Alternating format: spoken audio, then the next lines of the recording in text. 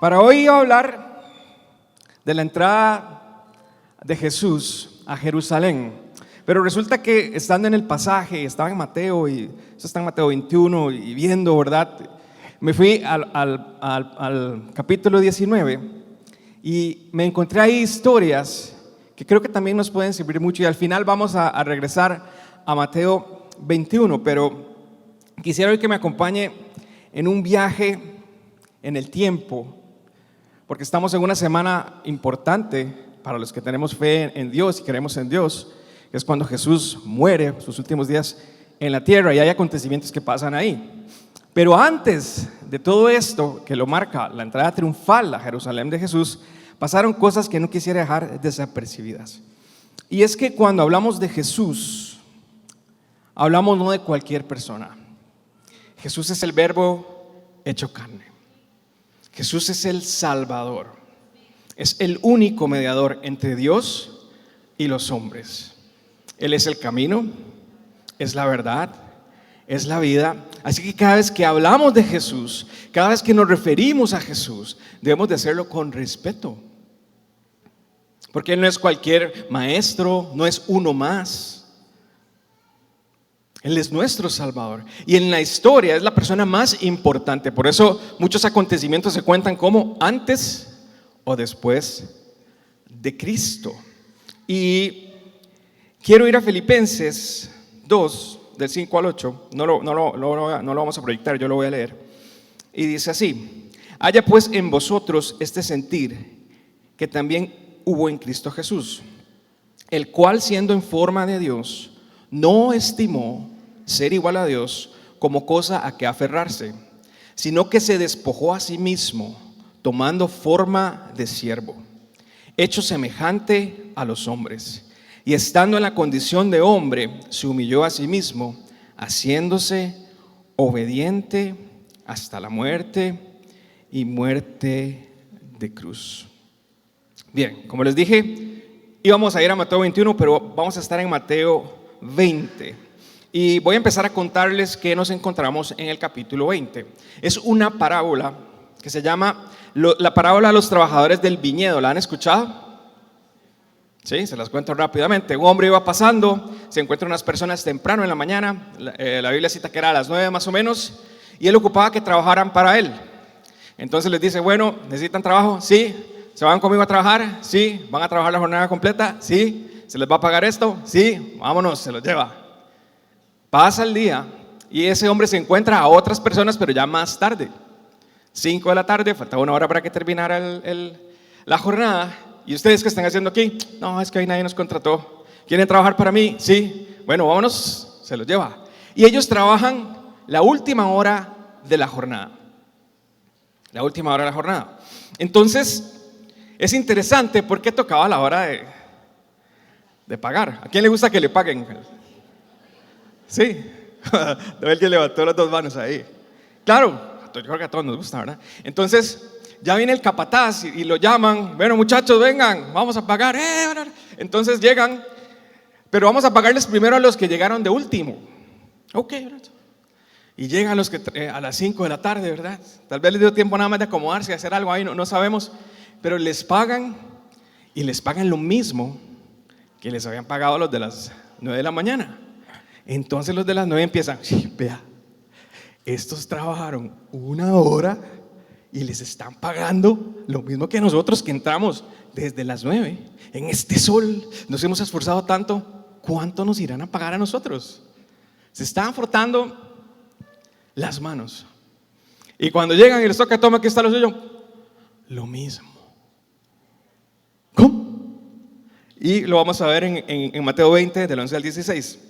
Dice así: cuando recibieron la paga, protestaron contra el propietario.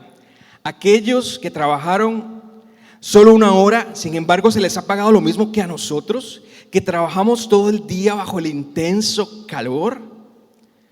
Él le respondió a uno de ellos: amigo, no he sido injusto. ¿Acaso tú no acordaste conmigo que trabajarías todo el día por el salario acostumbrado? Toma tu dinero y vete. Quise pagarle a este último trabajador lo mismo que a ti. ¿Acaso es contra la ley que yo haga lo que quiero con mi dinero? ¿Te pones celoso porque soy bondadoso con otros? Así que ahora los últimos ese día serán los primeros, y los primeros serán los últimos. En pocas palabras, Él les está diciendo: ustedes no me van a mí a ordenar cómo yo tengo que distribuir mi dinero. Si bien es cierto, el propietario no tenía la obligación de pagarle a estos que trabajaron una hora todo, Él lo quiso hacer. ¿Por qué? Porque Él estaba mostrando su bondad. Él estaba mostrando su generosidad. Y las parábolas como esta, Jesús las utilizaba para mostrarle a la gente que estaba en ese tiempo, aquí estaban escuchando los discípulos y otras personas, principios del reino de Dios. Por lo tanto, Dios tiene para todos algo especial, no importa en qué momento lleguemos, no importa si tienes 20 años, 30 años o hoy vas a recibir al Señor. Dios tiene algo especial para ti y es algo lo suficientemente bueno. Y debemos de alegrarnos con aquel al que Dios le va a dar más, con aquel al que a nuestros ojos Dios le va a dar más, pero en realidad no le da más. Dios le está dando lo justo. No importa cuándo llegue, Dios tiene lo justo y Dios tiene lo mejor para cada uno de nosotros, únicamente porque Él es bueno y es generoso. Así que esto es lo que encontramos en este pasaje de Mateo 19. Pero luego de esto viene otra historia bien interesante, y es que Jesús anuncia su muerte. Entonces dice lo siguiente, no lo vamos a proyectar, pero dice así. En el capítulo 20, versos 17, dice: mientras Jesús subía a Jerusalén, llevó a los 12 discípulos aparte y les contó en privado lo que le iba a suceder. Escuchen, les dijo: subimos a Jerusalén, donde el Hijo del Hombre será traicionado y entregado a los principales sacerdotes y a los maestros de la ley religiosa. Lo condenarán a muerte, luego lo entregarán a los romanos para que se burlen de él, lo azoten con un látigo y lo crucifiquen. Lo que Jesús les está diciendo a los discípulos, les está dando una noticia triste, trágica, fuerte, es que iba a ser entregado a los líderes religiosos de ese tiempo. Ellos lo iban a juzgar y después de eso iba a ser entregado al régimen político y de autoridad, que eran los que iban a ejecutar toda la muerte y toda la tortura. Así que eso era algo bien duro. Jesús iba a ser traicionado, ya sabemos por quién, entregado a sus líderes, va a ser sentenciado. Y lo más duro de la crucifixión a nivel espiritual, aunque era muy fuerte todo el tema físico y sufrimiento y de tortura que Jesús vivió, era que cuando una persona iba a un madero y era crucificada y colgada de un madero, varios pasajes en la Biblia antes mencionaban que eso era convertirse en maldición. Jesús fue ahí y se convirtió Él mismo en maldición para que hoy usted y yo tengamos acceso a la misma presencia del Padre. ¿Sabe? Para mí esto es impresionante. Gálatas 3:13 dice: Cristo nos redimió de la maldición de la ley, hecho por nosotros maldición, porque está escrito: maldito todo el que es colgado en un madero. ¿Podremos entender la dimensión de este sacrificio que hizo el Señor por nosotros? Él les estaba contando esto a los discípulos, pero seguidamente pasa algo bien interesante. En Mateo se relata que viene una mamá, la mamá de Santiago y de Juan, hijos de Zebedeo, y dice que se acerca con ellos dos después de que Jesús da esta noticia y le dice, ella se arrodilla y le dice: Jesús, ¿puedo pedirte algo? Le dice: claro. Bueno, es que cuando estés en tu reino, mis dos hijos estén uno a un lado y el otro al otro. ¿Cuántas mamás son así? Va con los chiquitos. Otros pasajes muestran que pareciera que estos dos hijos de esta señora como que la llevan, ¿verdad? Mamá, ve y habla por nosotros. Pero estaban más preocupados por saber quién iba a estar al lado de Jesús en algún momento en su reino que por el anuncio que Él les ha dado. Me parece impresionante, porque ellos habían vivido con Él, habían estado con Él y están más desesperados por otras cosas. Y Jesús les pide empatía. Jesús les responde en el verso 22: ¿no saben lo que piden? ¿Acaso pueden beber de la copa amarga del sufrimiento que yo estoy a punto de beber? ¿No están viendo que hay otras prioridades? ¿No están viendo que yo estoy sufriendo? ¿Por qué no sufren un ratito conmigo? ¿Cuántos de nosotros a veces somos así? Poco empáticos. La gente nos cuenta algo, nos dice algo, por aquí nos pasó, por aquí nos salió. Qué gran lección nos está dando Jesús, pero no se queda ahí. Él dice: es cierto, beberá mi copa amarga, pero no me corresponde a mí decir quién se sentará a mi derecha o a mi izquierda. Mi Padre preparó esos lugares para quienes Él ha escogido. Ahora ve lo que genera esto en los otros discípulos, verso 24. Cuando los otros 10 discípulos oyeron lo que Santiago y Juan habían pedido, se indignaron. ¿Usted se hubiera indignado? Yo creo que yo también. Pero lo mejor es que hay un comentario bíblico que dice que aunque ellos se indignaron, probablemente estaban pensando hacer lo mismo que ellos. O sea, también iban a probablemente decir esto. Qué interesante esto. Entonces ellos se indignan y Jesús les dice, verso 25: así que Jesús los reunió. Es que Jesús tenía, ¿qué carga Jesús? Tenía una paciencia a veces, ¿verdad? Y Él quería a sus discípulos. Dice que los reúne y les dice: ustedes saben que los gobernantes de este mundo tratan a su pueblo con prepotencia, y los funcionarios hacen alarde de su autoridad frente a los súbditos. Pero entre ustedes será diferente. Jesús aquí les estaba cambiando su mentalidad. Es que no funciona así. En mi reino las cosas funcionan diferente. Entre ustedes será diferente. El que quiera ser líder entre ustedes deberá ser sirviente. Y el que quiera ser el primero entre ustedes deberá convertirse en esclavo. Y aquí viene la cereza del pastel de este pasaje. Pues ni aún el Hijo del Hombre vino para que le sirvan, sino para servir a otros y para dar su vida en rescate por muchos. Así que Jesús aquí lo que está haciendo es, los está ubicando. Les está diciendo: aunque ustedes ven que en el mundo se hace aquí, que en el reino de las tinieblas se hace así, o en el reino natural se hace así, en el reino de Dios se hace de esta forma. Y quiero que ustedes esparzan esto. Si alguno aquí quiere ser líder, primero tiene que servir a los demás. Si alguno aquí quiere ser grande, primero tiene que hacerse pequeño y dejarse usar. La pregunta es: ¿en qué estamos sirviendo otros a los demás hoy? Que todos se quedan serios. Sí, porque es una pregunta para reflexionar. ¿Qué estoy haciendo yo para servirle a mi hermano, a mi hermana, para ser de bendición para una persona?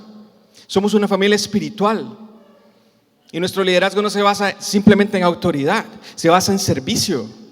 Y el liderazgo de servicio lleva a la influencia, y ahí es cuando realmente te conviertes en un líder, como lo dice la Biblia, como quiere la Biblia. No es simplemente autoridad, es servicio. Y en el servicio le voy a decir que muere nuestro orgullo, muere nuestra carne, mueren nuestras preferencias. Porque ahora no somos simplemente líderes por autoridad, somos líderes por influencia. Y eso no se queda solo en el ámbito de la iglesia. Eso te sirve en tu trabajo, te sirve en tu familia, te sirve en otros entornos. No es casualidad que grandes líderes que conocen de esto, que conocen del Señor, también son grandes líderes afuera. Porque el verdadero liderazgo lo enseña la Biblia. No lo enseñan los gurús, lo enseñó Jesús. Y ahí están los principios verdaderos de liderazgo. Así que si quieres ser líder, ¿qué tiene que hacer? Hágase siervo primero. Y una cosa va a traer a la otra. Y el pasaje sigue más adelante con otra historia buenísima. Jesús estaba en esto y Él arrastraba a personas. Personas venían con Él y lo seguían y estaban ahí. Y resulta que en eso aparecen dos personajes. ¿Se acuerdan de ellos? Eran dos hombres ciegos. Y ellos estaban ahí entre la multitud. Y cuando ellos empiezan a escuchar que Jesús se acercaba, empiezan a decir: Hijo de David. Hijo de David, ten compasión de nosotros. Y ellos gritaban, no podían ver. Para las personas que seguían a Jesús, ellos eran despreciables. Eran gente que tenía una necesidad muy específica, no podían ver. Pero tras de eso yo me imagino que gritaban tan duro que estorbaban. Y dice la Biblia que la gente intenta callarlos. Cállense, no molesten, ¿verdad? Estos dos ciegos recibían eso de la gente, pero adivinen qué hacían. Decían, nos callaron, vámonos. Ya perdimos nuestro milagro, vámonos para la casa. No, eso es el día. No, dicen que entre más la gente los callaban, ellos gritaban con más fuerza. Hijo de David, Hijo de David, Señor, le decían, ten compasión de nosotros. Hay algo aquí clave en la frase Hijo de David. Y es que estos ciegos físicamente, al llamarle Hijo de David al Señor, le estaban dando una connotación mesiánica. Qué interesante que los ciegos físicamente de ese momento tenían más entendimiento espiritual que los rabinos y maestros de la ley. Y ellos decían, este es el Mesías, Él sí nos puede salvar, Él sí nos puede sanar. Y le gritaban más fuerte. ¿Hasta qué pasó? Jesús los escucha. Y me gusta cómo reacciona Jesús, porque Él les dice, ¿y qué es lo que quieren? Tranquilo, ¿qué es lo que quieren? Queremos ver. Jesús toca sus ojos y les da el milagro. ¿Cuántas veces estamos pasando una necesidad? ¿Cuántas veces estamos pasando una situación compleja? Y oramos, Señor, ayúdanos. Y a veces parece que el Señor, ¿verdad? No sé por qué el Señor actúa así, pero parece como que no nos escucha. Y pasa el tiempo y podemos tomar la decisión. Dejamos de clamar, dejamos de llamar, o como estos dos ciegos, empezamos a gritar más duro: Señor, escúchanos. Señor, ten compasión. Señor, aquí estamos. ¿Sabes lo que tengo para decirte hoy? Es que no pares de pedir por tu milagro, porque Él te va a escuchar. Él te va a escuchar y Él va a hacer lo que tú necesitas. ¿Sabes? Estas personas eran despreciadas por las otras. No encontramos empatía aquí tampoco. Yo me preguntaba, ¿por qué las multitudes que sí podían ver no los agarraron y los pusieron adelante? O no llamaron: Jesús, ven, aquí lo están llamando, esta gente no. No, los querían callar. A veces así son las situaciones de la vida, que nos quieren agobiar, que nos quieren apagar. Pero sabes, cuando el Señor tiene ya tu milagro preparado, no hay nada que lo pare. Pero no debes de callar, no debemos de dejar de clamar. Jesús los escuchó, se detuvo y los llamó y les dijo: ¿qué quieren que hagan por ustedes? ¿Qué quieren que hagan por ustedes? Y si el Señor te dijera hoy, ¿qué quieres que haga por ti? ¿Qué le dirías? Porque Él está aquí, su presencia está en medio de nosotros. ¿Qué le diríamos? Y ellos le dicen: queremos ver. Y ahí estaba su milagro. Ciegos físicamente, pero veían mucho espiritualmente, porque habían reconocido al Mesías. Y dice la historia que ellos abren sus ojos e inmediatamente le siguen. Aquí vemos cómo ellos no tienen su milagro y se dan media vuelta y se van. Gracias, Jesús, si te vi, no me acuerdo. ¿Qué pasa con esos milagros que sí son contestados? ¿Cuántos de nosotros en problemas venimos, verdad? Jesús, aquí estoy. Les cuento algo de mi hijo. Recientemente tuvo una situación ahí con el teléfono y perdió unas cosas, unos contactos, y a esas edades, ¿verdad? Se les hace todo un mundo. Y ya cuando lo solucionamos me dice: papá, te voy a contar algo que hice. Y yo: ¿qué hiciste? Yo le oré al Señor, dice, que si Él me ayudaba a salir de este problema, dice. ¿Cuántos de nosotros somos así? Nos acercamos al Señor cuando ya estamos hasta aquí, ¿verdad? Pero cuando Él nos responde, ¿qué hacemos? No volvimos, nos desaparecimos, nos despistamos. Lo menos que podríamos hacer es hacer lo que hicieron este par de ciegos: seguirle seguir su palabra, seguir sus mandamientos. Y sabe, Dios no hace nada para que uno lo siga, porque no ese es el fin. Dios simplemente hace las cosas porque Él es bueno y generoso. Pero un corazón agradecido debería seguirlo, servirle y ponerse a su completa disposición. Eso es lo que Él quiere para nosotros. Y te voy a decir una cosa: de todos modos, lejos de Dios no hay nada.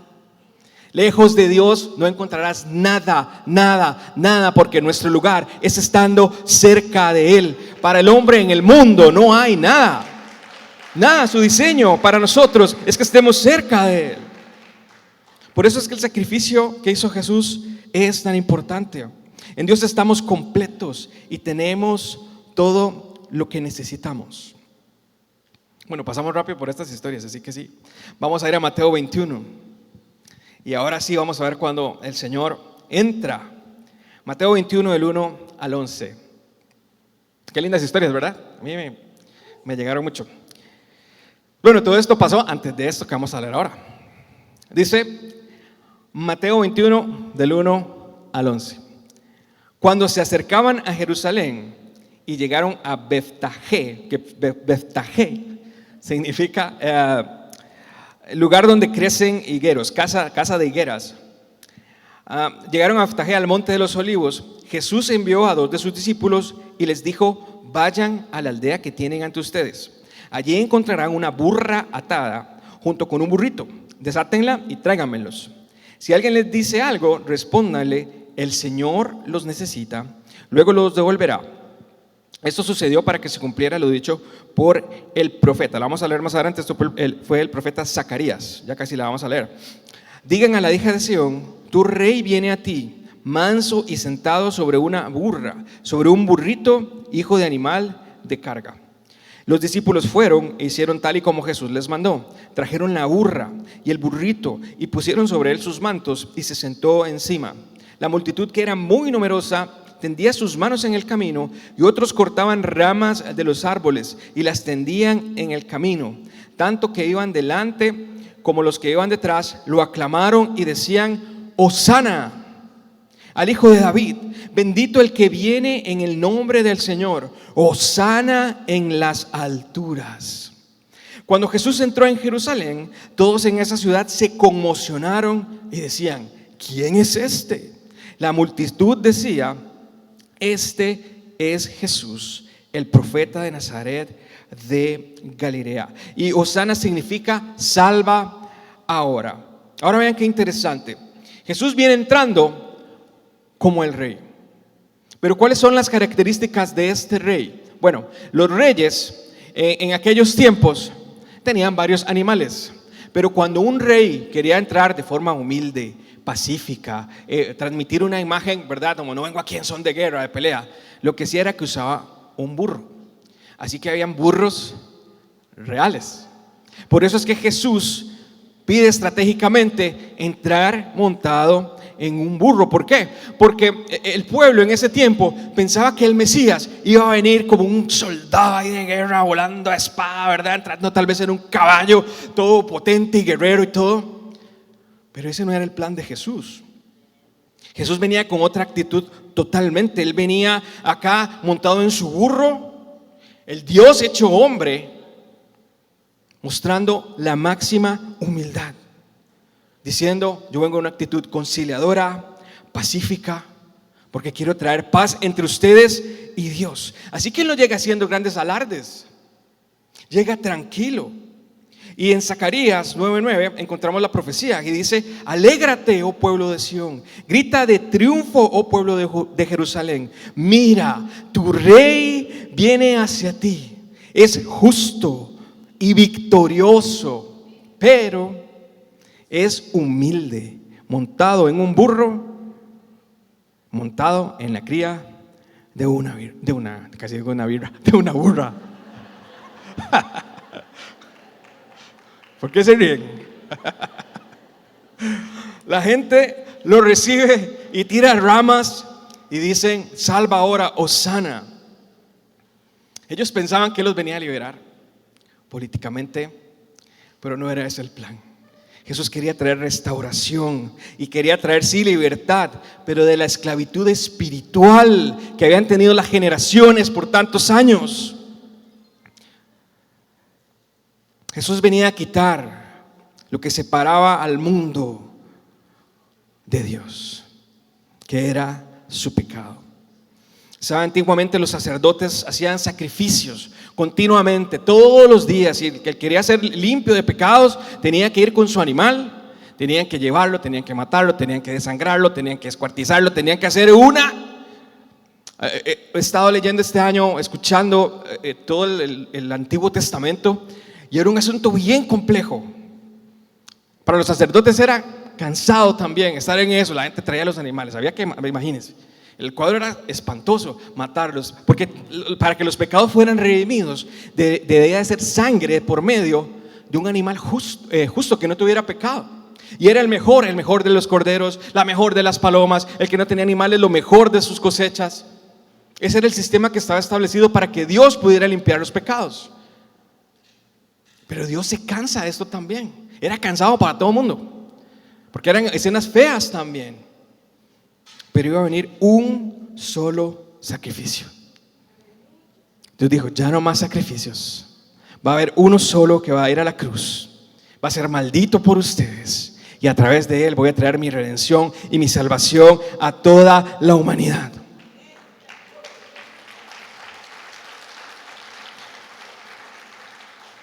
Y Jesús entra como rey entonces un día como hoy. Por eso hoy se llama, ¿sí? Y en la semana, no voy a ir día por día porque no nos vamos hoy, pero en la semana, y ya llegó Josué, en la semana pasan más acontecimientos, pero uno de los más interesantes es que Jesús entra al templo y se encuentra que de los sacrificios se había hecho un negocio. Ya no era yo trayendo mi cabrito, mi corderito. No, es que ya había gente que decía, usted ocupa redimir sus pecados, ven, aquí tengo esta paloma, aquí tengo este corderito. Se había hecho negocio. No era eso lo que Dios quería. Y entonces Jesús ahí sí entra, ¿verdad? Enojado, y quita todo eso y pone orden en el templo y dice, mi casa será llamada casa de oración. Él empieza a poner el orden ahí. ¿Por dónde empieza el orden? Por la oración. Él empieza a establecer ahí el orden de cómo iban a hacer las cosas. Ya no más sacrificios de animales.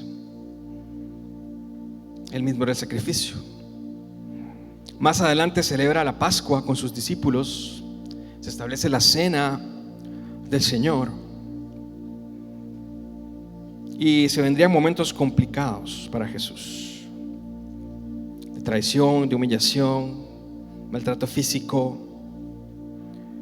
Sería torturado hasta ser llevado al madero y morir por nosotros en la cruz. Dice Mateo 27, del 45 al 50, al mediodía la tierra se llenó de oscuridad hasta las 3 de la tarde. Y a eso de las 3 de la tarde, Jesús clamó en voz fuerte, Elí, Elí, lema sabactani, que significa, Dios mío, ¿por qué me has abandonado? Algunos que pasaban por allí entendieron mal y pensaron que estaba llamando al profeta Elías. Uno de ellos corrió y se empapó una esponja de vino agrio y lo puso sobre una caña de junco y la levantó para que pudiera beber. Pero los demás le dijeron, espera, a ver si Elías viene a salvarlo. Entonces Jesús volvió a gritar y entregó su espíritu. ¿Sabe? Hasta acá el plan de las autoridades en ese momento, autoridades religiosas, políticas, había tenido éxito. El maestro, Cordero de Dios, inocente, había sido sacrificado. El Salvador, el que hizo milagros, el que caminó entre nosotros, Dios hecho hombre, Sus días como hombre terminan en la cruz.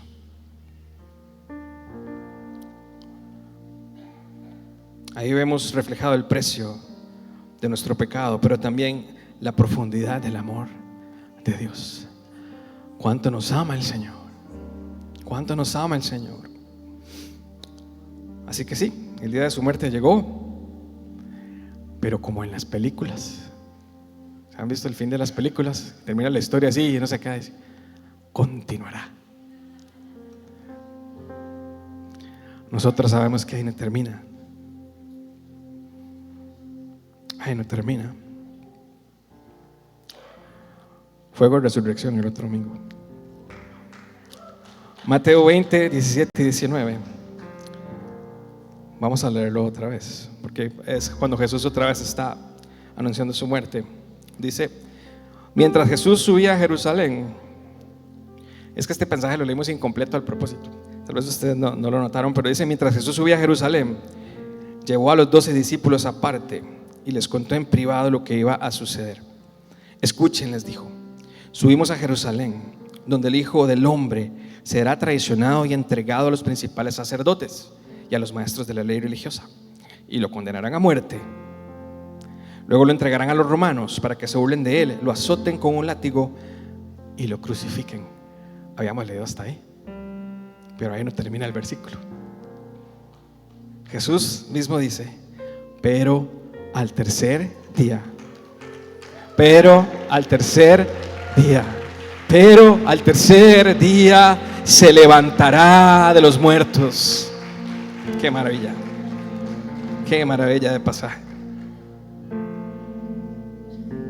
Así que esta es una semana que para algunos es de descanso, para otros es de medio descanso. Algunos tenemos que trabajar en alguna parte, pero lo más importante de esta semana que nos llevemos es que reflexionemos en lo que Jesús ha hecho por nosotros, en que su vida y mi vida, su salvación, su redención valió su muerte, en que Él se hizo maldición para que usted y yo estemos aquí hoy, disfrutando de la adoración, disfrutando de su palabra, disfrutando de todas las bendiciones de Dios, porque hubo un solo sacrificio, el cual, siendo en forma de Dios, no estimó ser igual a Dios como cosa a que aferrarse, sino que se despojó a sí mismo, tomando forma de siervo, hecho semejante a los hombres, y estando en condición de hombre se humilló a sí mismo, haciéndose obediente hasta la muerte y muerte de cruz.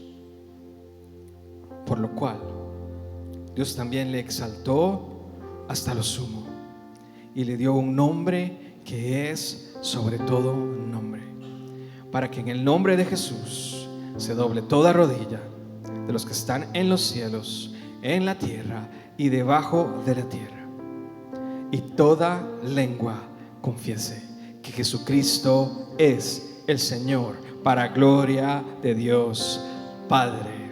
Amén, amén, amén.